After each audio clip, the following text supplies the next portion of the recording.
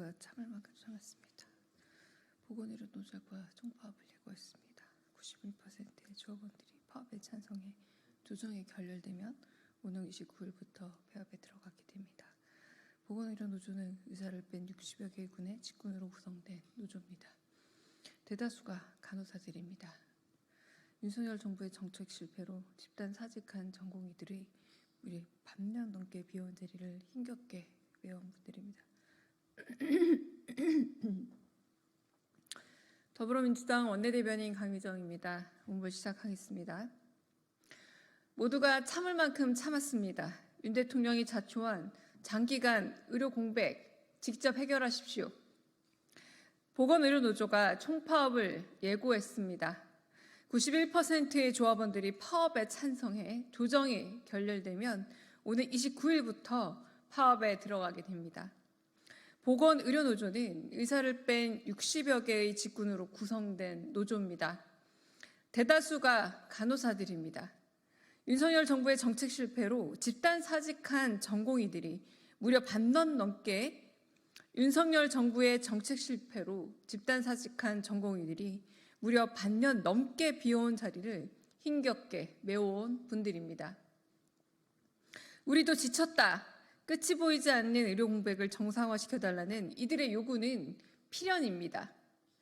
절대적으로 부족한 의사를 대신해 노동 강도는 높아졌지만 환자가 줄어 경영난에 처했다면 임금 체불과 구조조정이 늘고 있기 때문입니다. 일은 일대로 더하면서 정책 실패의 벌을 고스란히 받고 있는 셈입니다. 윤석열 정부에 묻습니다. 대체 아픈 국민들은 언제까지 병원을 찾아 헤매야 합니까? 무능한 데다 무관심한 정부의 방치에 시달려온 간호사들이 또 언제까지 극한 노동과 불법 의료에 내몰려야 합니까? 엎친 데 덮친 격으로 코로나까지 확산 중입니다. 정부만 또 대책 없이 한가합니다. 대통령에겐 24시간 호출 가능한 주치의가 있으니 국민들 불평과 불안 따위는 관심 없는 겁니까? 윤 대통령이 일으킨 의정 갈등, 온 국민이 참을 만큼 참았습니다. 의료 공백이 불안을 넘어 공포스러울 지경입니다. 고집 부리고 뭉개서 될 일이 아닙니다. 여권 내부에서도 터져나오는 대통령의 결자 해지, 이는 요구가 아니라 경고입니다.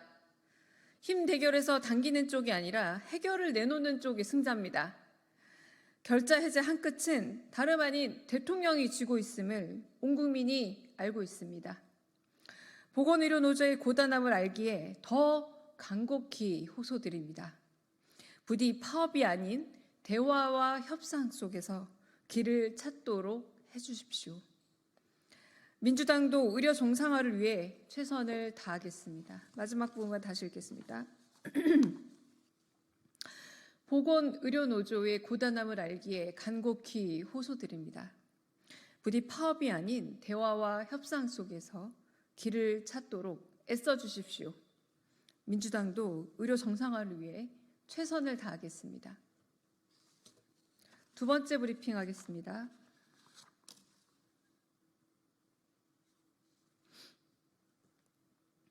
한동훈 대표는 내일까지 최혜병 특검법 가져오십시오.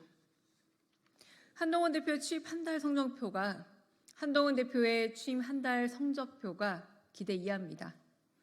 본인 지지율, 대통령 지지율, 당 지지율까지 동반 하락하는 트리플 쇼크 국면입니다. 당대표를 손에 쥐면 뭐라도 하겠거니 기대했는데 여권 지지자들까지도 답답해합니다.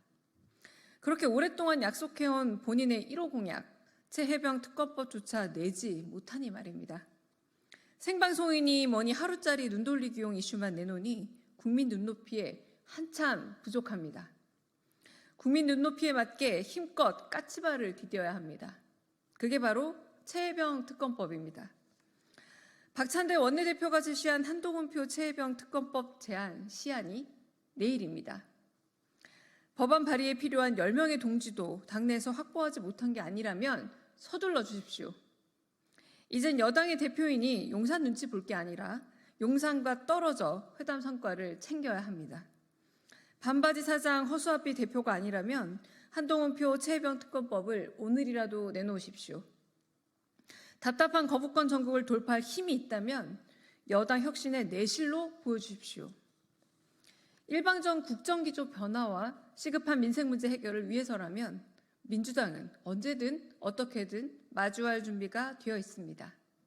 이젠 쇼맨십이 아니라 리더십을 보여주십시오. 논평 마치겠습니다.